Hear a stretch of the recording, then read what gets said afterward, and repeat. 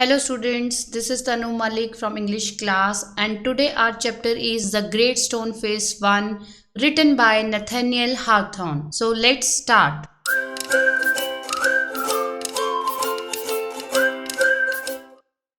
So next is theme.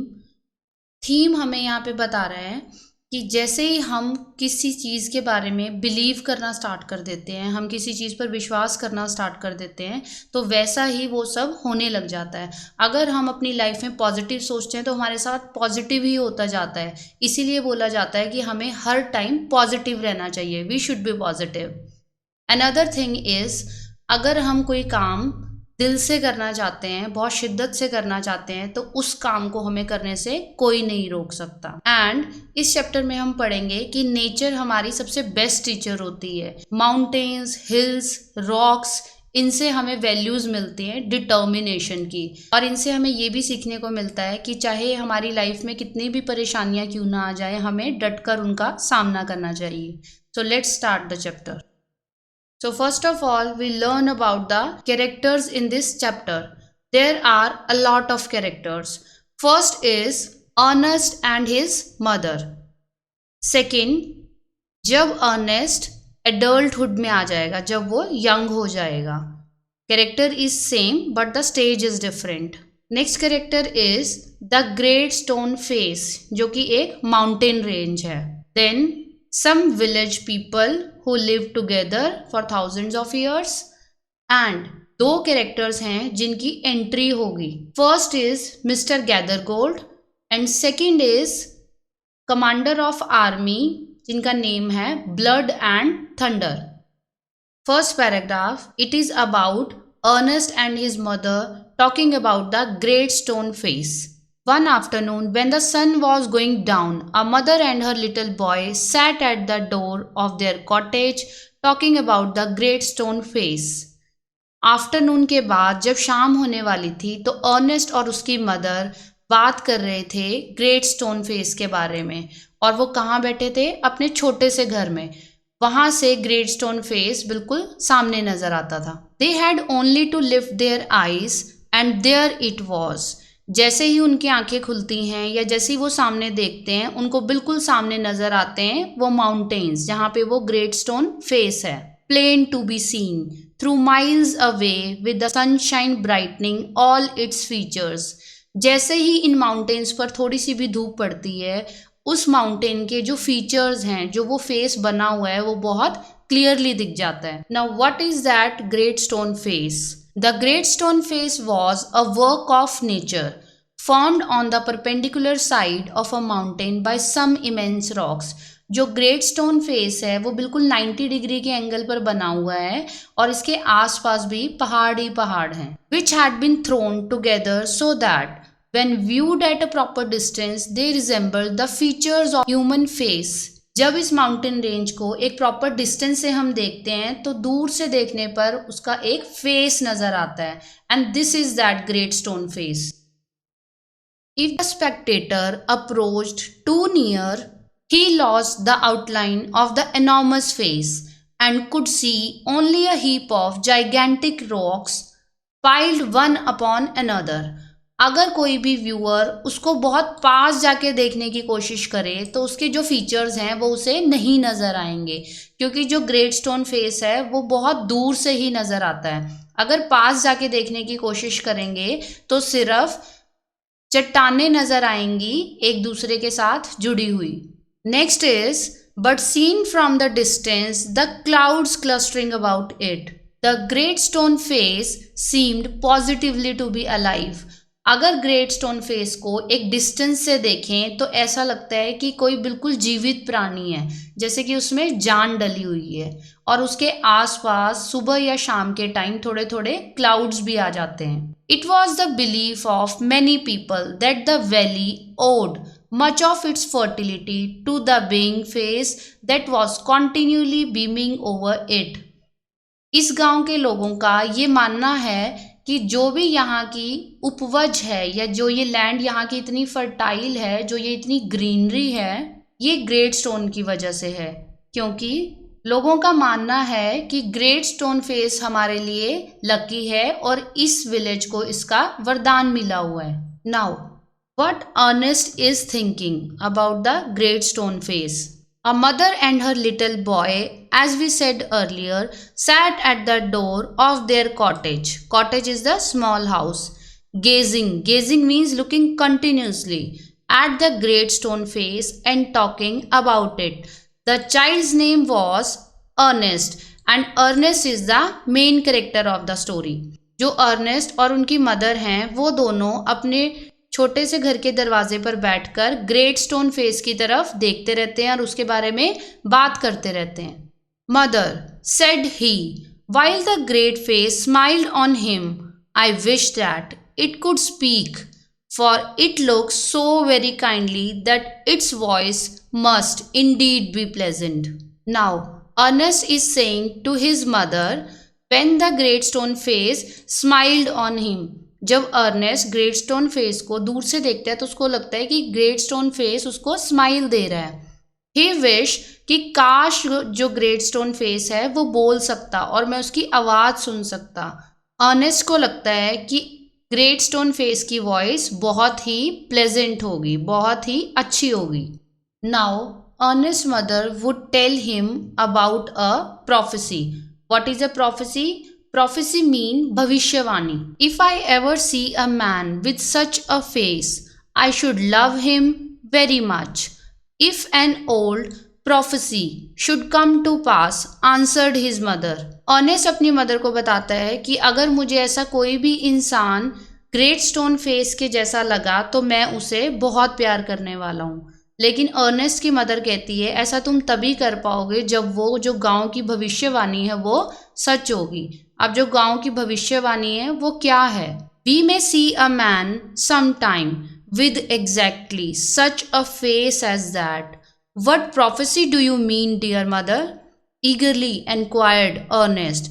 Please tell me about it. अब Ernest की mother Ernest को बताती है कि जल्दी ही एक ऐसा टाइम आएगा जब हम ग्रेट स्टोन फेस के जैसा इंसान सच में देखने वाले हैं। अब अर्नेस्ट इस बात को जानने के लिए बहुत क्यूरियस हो जाता है, वो बहुत उत्सुक हो जाता है। अर्नेस्ट अपनी मदर को कहता है कि मुझे जल्दी से बताओ कि वो प्रोफेसी क्या है। अब अर्नेस्ट की मदर उसे उस कहानी के बारे में बताने वाली है। So his mother told him a story that her own mother had told her when she herself was younger than little Ernest, that at some future day a child should be born near here.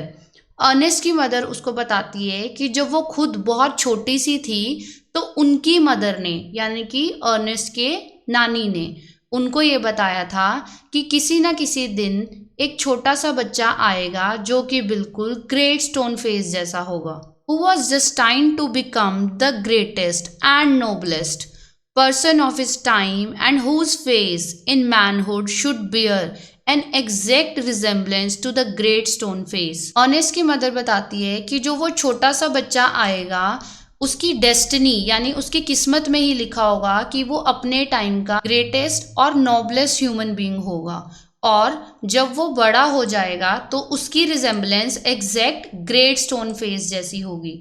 Means जो भी बच्चा ये जन्म लेगा बड़ा होकर ये बिल्कुल ग्रेट स्टोन फेस जैसा लगेगा। अब गांव के बाकी लोगों को क्या लगता है, क्या ये सच है? Many still had faith in this old prophecy but others took it to be nothing but idle talk. At all the events the great man of the prophecy had not yet appeared.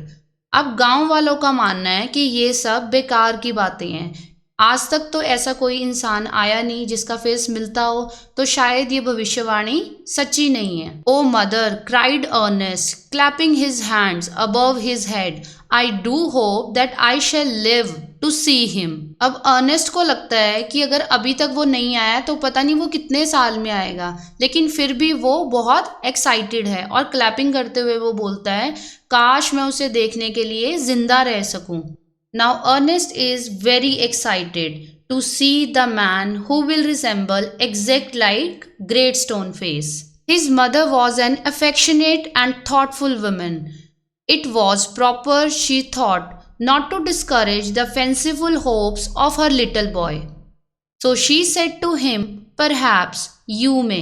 अब Ernest जो है वो बहुत excited है, तो Ernest की mother उसे बहुत प्यार करती है और उसका दिल नहीं तोड़ना चाहती, उसको डिस्करेज नहीं करना चाहती। अर्नेस्ट मदर सेज, तुम जरूर कभी ना कभी उस इंसान से मिलोगे जो कि ग्रेट स्टोन फेस जैसा दिखता होगा। And Ernest never forget the story that his mother told him. It was always in his mind whenever he looked upon the great stone face। और अर्नेस्ट इतना एक्साइटेड हुआ इस स्टोरी को सुनकर कि वो हर टाइम ग्रेट स्टोन फेस के बारे में ही सोचता रहता था, और जब भी वो याद करता था तो उसकी मदर की बताई हुई स्टोरी उसे बार बार याद आती थी। Now what kind of person Ernest is? He spent his childhood in the log cottage where he was born, was dutiful to his mother and helpful to her in many things, assisting her much with his little hands and more with his loving heart। Ernest का बचपन एक छोटे से लकड़ी के घर में गुजरा है और वो वहीं पैदा हुआ था, लेकिन जो अर्नेस्ट है वो बहुत ही ड्यूटीफुल है और हेल्पफुल है। वो हर तरह से अपनी मदर की हेल्प करता है। In this manner, from a happy yet often pensive child, he grew up to be a mild and quiet youth। इस तरह से जैसे जैसे अर्नेस्ट बड़ा हुआ है वैसे वैसे वो और भी काइंड हार्टेड हो गया है। अब अर्नेस्ट के गांव में कोई भी स्कूल नहीं था, तो फिर वो इतना नोबल कैसे हो गया? उसने ये सब कहाँ से सीखा? Ernest had no teacher but the great stone face become one to him. When the work of the day was over, he would gaze at it for hours। Ernest के विलेज में कोई भी स्कूल नहीं था और इस तरह उसके पास कोई टीचर भी नहीं था जो उसे पढ़ा सके, लेकिन वो पूरा दिन काम करता रहता था और ग्रेट स्टोन फेस की तरफ देखता रहता था। Until he began to imagine that those vast features recognized him and gave him a smile of kindness and encouragement। Ernest को लगता था कि जो ग्रेट स्टोन फेस है वो उसकी तरफ स्माइल करता है और उसे एनकरेज करता है टू वर्क हार्ड। अब अर्नेस्ट के विलेज में कुछ हलचल सी मच गई। About the time there went a rumour throughout the valley that the great man who was to bear a resemblance to the great stone face had appeared at last. एकदम से भगदड़ much गई कि जो इंसान बिल्कुल great stone face की तरह दिखता है वो आ रहा है, तो सभी लोग आपस में बातें कर रहे हैं। It seems that many years before a young man had left the valley and settled at a distant seaport. गाँव वालों का मानना है कि कुछ साल पहले एक यंग मैन इस गांव को छोड़कर दूर कहीं सी पोर्ट पर जाकर सेटल हो गया था। सी पोर्ट मीन्स बंदरगाह, जहां पर समुद्री व्यापार होता है या फिर जहां पर सारे समुद्र के जहाज आकर रुकते हैं। उसका नाम था Mister Gathergold, which was his name, had set up as a shopkeeper and being sharp in business matters had become so very rich that it would have taken him 100 years only to count his wealth। अब जिस इंसान के बारे में अफवाहें फैली हुई हैं कि उसकी शक्ल ग्रेट स्टोन फेस से मिलती है, उसका नाम है मिस्टर गैदरगोल्ड। कई साल पहले मिस्टर गैदरगोल्ड ने गांव छोड़ दिया था और वो एक शॉपकीपर बन गए थे और वो बिजनेस करने में बहुत अच्छे थे। धीरे धीरे वो इतने अमीर हो गए कि उनको अपनी वेल्थ काउंट करने में हजारों साल लग जाएंगे। In time he thought of his native valley and decided to go back there and end his days where he had been born. Mister Gathergold जब बहुत रिच हो चुके थे तो उनको लगा कि अब मुझे अपने गांव में वापस जाना चाहिए। Now everybody is excited to see Mr.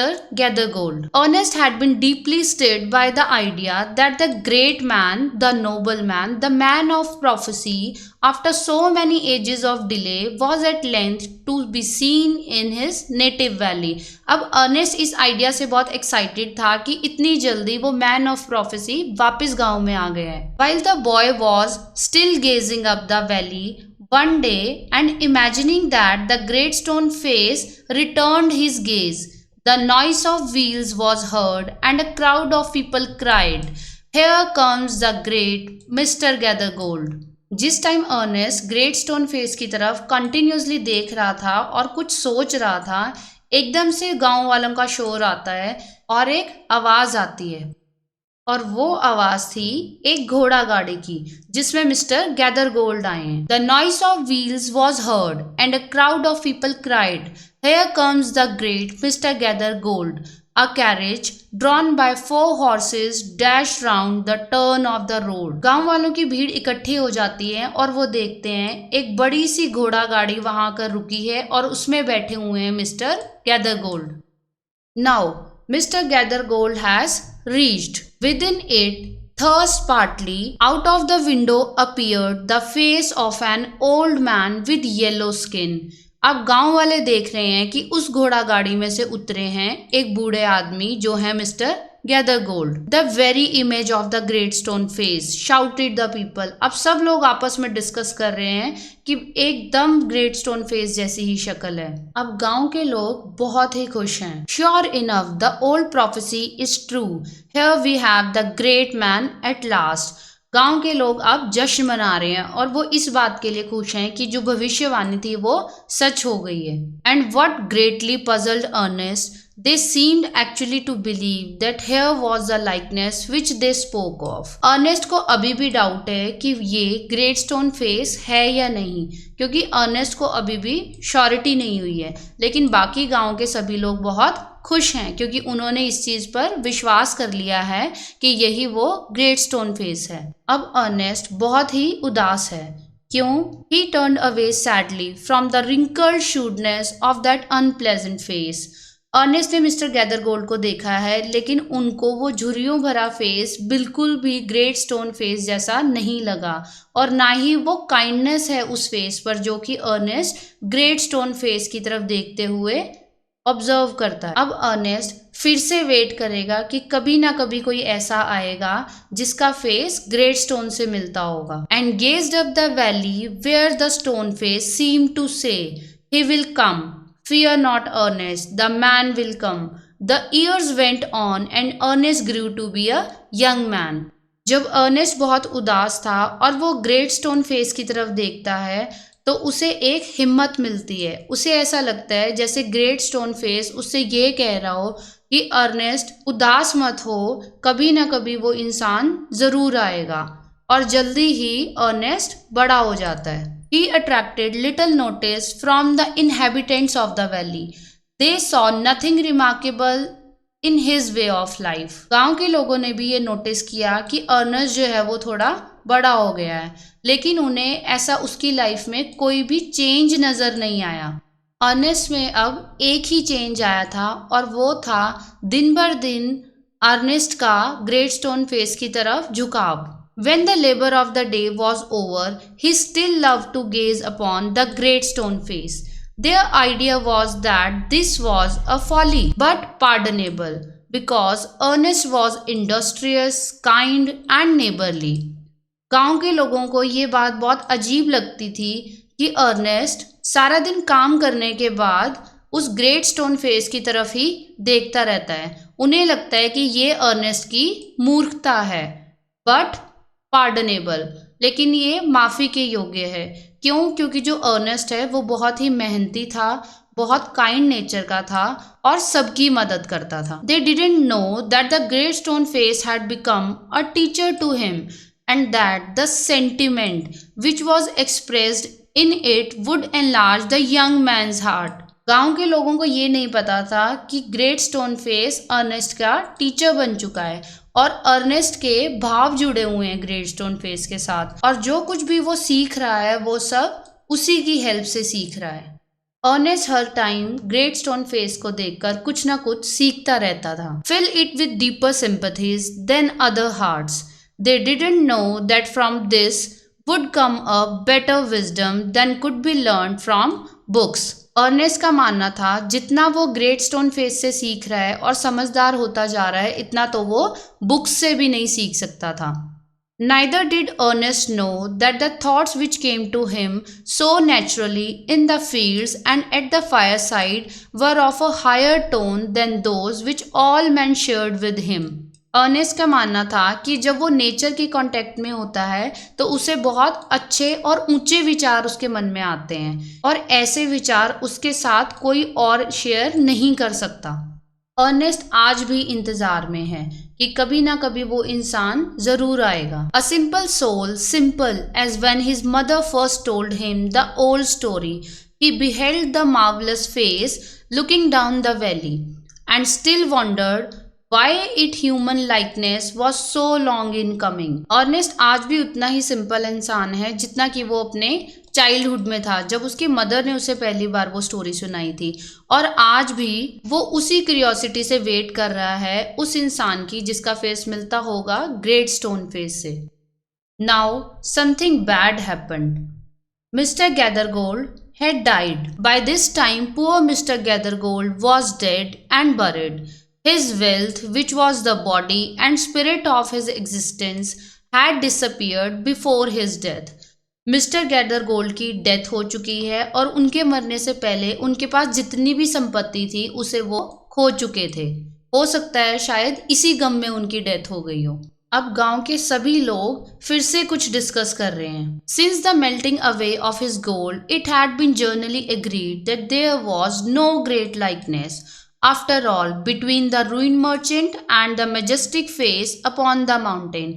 अब गांव के लोगों का मानना है क्योंकि गैदरगोल्ड का देहांत उनके नुकसान की वजह से हुआ है, शायद मिस्टर गैदरगोल्ड वो इंसान ही नहीं थे जिनका फेस ग्रेट स्टोन फेस से मिलता था। It so happened that another son of the valley had become a soldier many years before. अब गांव के लोगों को याद आता है कि गांव का ही एक यंग मैन कुछ टाइम पहले आर्मी में भर्ती हो गया था और अब वो आर्मी मैन इस विलेज में वापस आना चाहता है।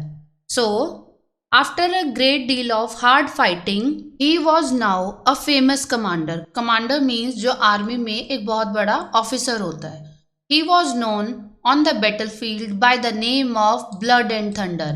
आर्मी में इस कमांडर को ब्लड एंड थंडर के नाम से जाना जाता था और इससे हमें पता चलता है कि ये अपने टाइम पर बहुत ही पावरफुल और पैशनेट कमांडर रहे होंगे। Old and tired now, he had lately expressed a desire to return to his native valley. और अब ये कमांडर बूढ़े हो चुके हैं और अब ये चाहते हैं कि अपने गांव में वापस आ जाएं। The inhabitants, his old neighbors and their grown-up children prepared to welcome the renowned commander. अब गांव के सभी लोग जैसे ही उनको पता चलता है कि कमांडर फिर से गांव में वापस आ रहे हैं तो सभी उनके वेलकम के लिए तैयार हो जाते हैं। इस बार फिर से गांव वालों में वही जोश आ जाता है क्योंकि उनको लगता है कि यही वो इंसान है जिसका फेस ग्रेट स्टोन फेस से मिलता है। It was being said that at last the likeness of the great stone face had actually appeared.